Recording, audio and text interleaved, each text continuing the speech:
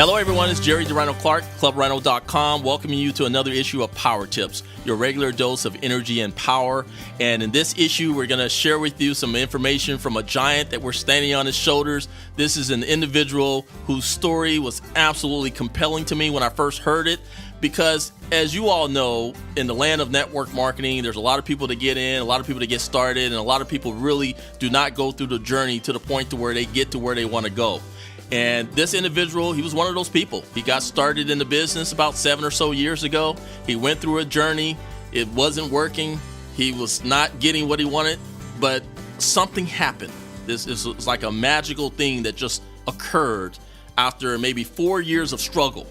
And all of a sudden, things start to go for him. And today, from 2.5 years ago, really, to today, the transformation is absolutely powerful. He was absolutely broke. I mean, he was living with his father 2.5 years ago, sleeping on a twin bed, and just didn't have any money.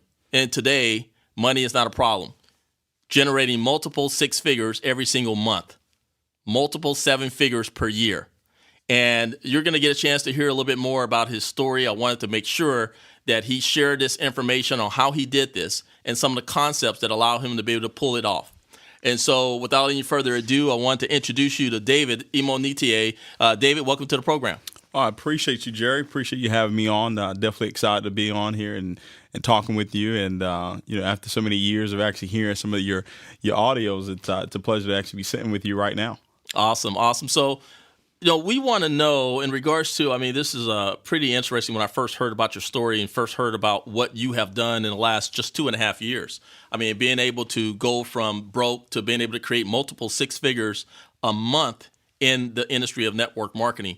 So give us a little bit about your journey. Tell us a little bit about this background and how things kind of got to the point to where they are now.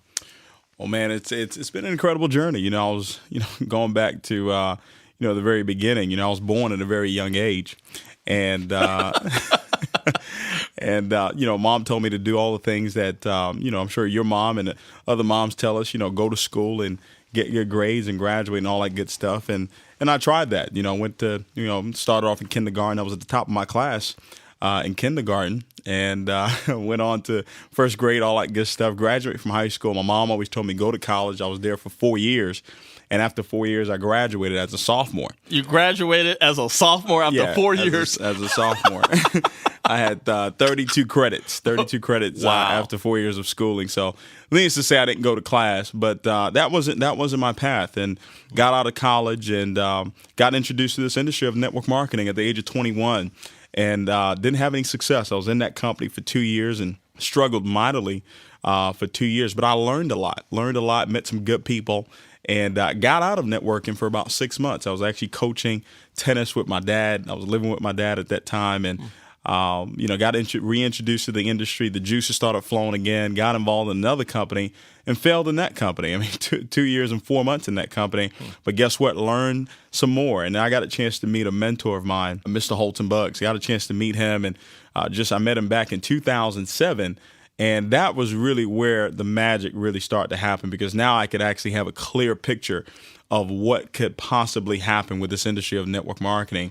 And to look up what's happened 2.5 years ago, living with my father on a twin-size bed, having $1,000 to my name 2.5 years ago, now to become a multi-millionaire here with this opportunity. It's just been incredible. Now, one of the things that you just mentioned is that, when you first got into the industry, you were struggling and so forth. What was it about the industry that got you excited in the first place? What made you say, you know what, I'm going to do that. I really want to do that. And then as you were thinking about getting started in the industry, did you think it was going to be a lot easier than what it ended up being for those first 4 or 5 years?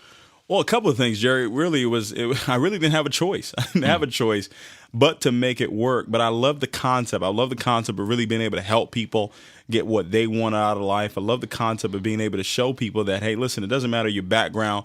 Doesn't matter where you're from, doesn't matter your race, your creed, anything like that. You can actually get involved in something, started from scratch, and actually work your way all the way to the top. And, corporate America really doesn't allow you to do that. If you're going to get to the top, it's going to take you 20, 30 years. But I read in a book, my first year of network marketing, I read in that book, it said if you survive the industry of network marketing 10 years, you'll be wealthy beyond your wildest imagination. I said, well, survive. I said, okay, well, that sounds like it's going to be a fight. So I said, okay, well, let me get ready for the fight.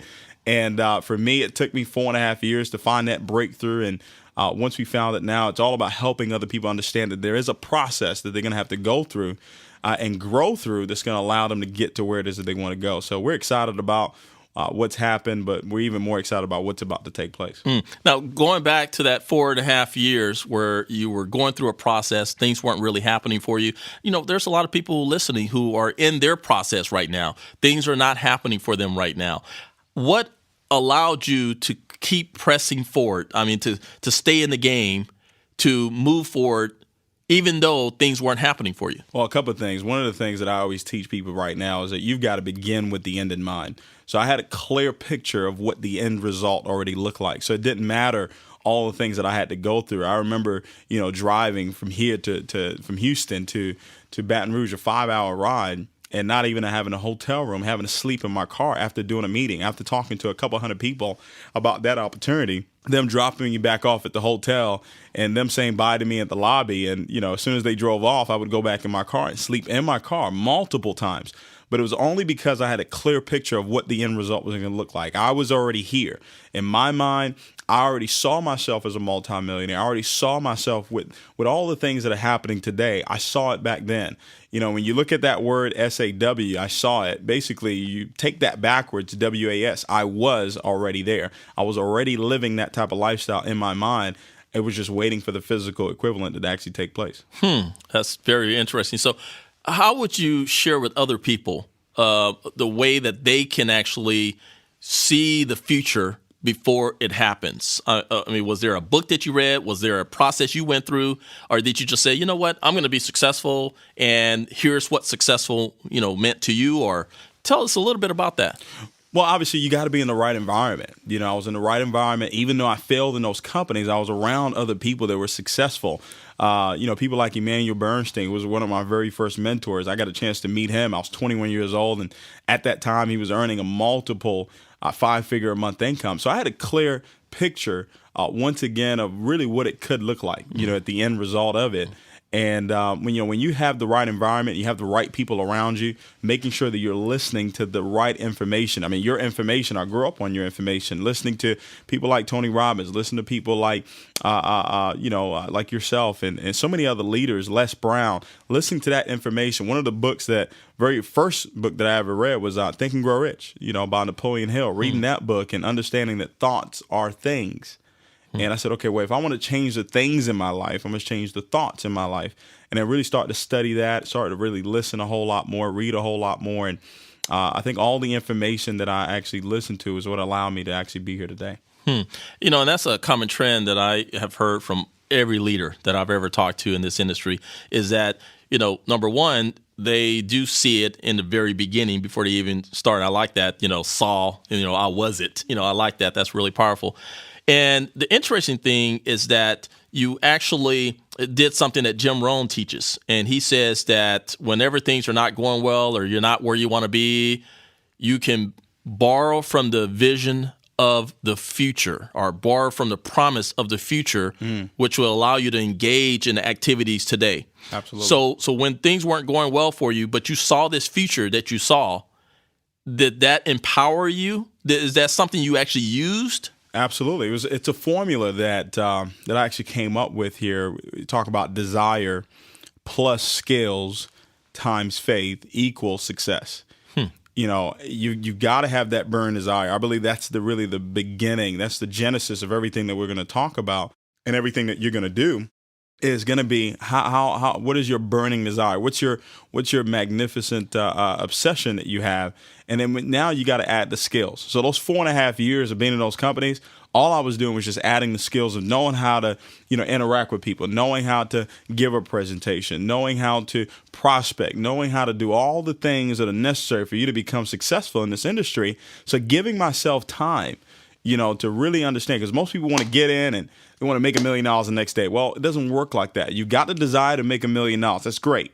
But now let's add the skills of a millionaire. Okay. And then times that by faith. Well, faith comes by hearing.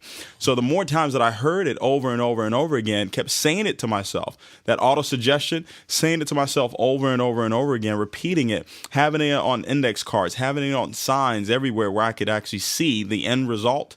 And then that led to the success that we've had today. But now you got to continue it.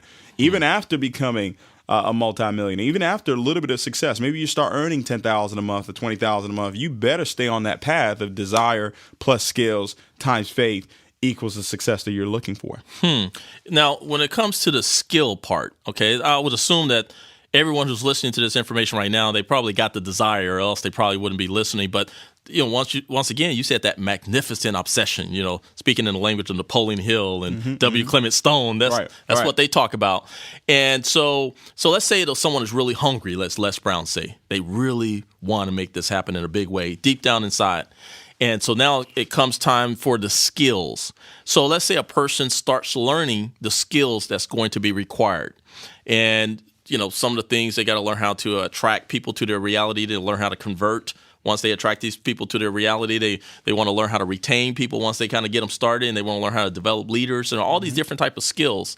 So when you were actually engaging in the skills, did you set yourself up to where you were doing the skills but weren't producing the results, and you were questioning whether or not these skills work? Or tell us what you were thinking. I never questioned. I never, ever doubted that it was going to work because I could see that it worked. There was clear evidence around me that it was working. I just knew that it would work in time for me. And that's the key thing that everybody's got to understand, that it does work in time. But you've got to be persistent. You've got to be consistent with everything that you're doing and understand that the end result is going to take place. It has no choice but to happen. But most people quit before it actually gets there. So persistence is really the seed for faith. If I know that it's going to happen and I believe it's going to happen, then I'll continue to go down that path. I'll continue to do whatever it is that I have to do, whatever it is I have to learn. But now the mentoring part of it too, having a coach, having somebody that you can actually call on, having somebody that you can actually watch. I learned something from Jeff Olson talking about 4 different types of knowledges. Learning knowledge, learn knowledge. So I'm going to learn it. Okay, then I've got activity knowledge. So now I've got to go do the activity. And that's really where most people fail. Right. They'll sit in the class, they'll learn it, they'll be excited, pumped up, ready to go. But now when it's time to go meet that person or go do a presentation, say, no, I don't want to do that. No, you've got to fail forward. You've got to go and do the activity. And that's really where the knowledge is going to come in. But then now modeling knowledge. That's what happened for me when I met my coach and my mentor today, was that now I modeled him. And most times people hear me on a conference call. They say, man, you sound just like him. Or maybe they hear me speak and say, man, you sound just like him. And they think that's on accident. No, it was on purpose. Well, he has what it is that I want. But see, a lot of people don't have that because, humility, the humility factor. Humility is not a personality trait. It's just recognizing you don't have something. See, 2.5 years ago, I recognized I didn't have the Bentley. I recognized I didn't have the $1 million home. I recognized I didn't have millions of dollars in the bank. So I was humble enough to follow somebody that had it.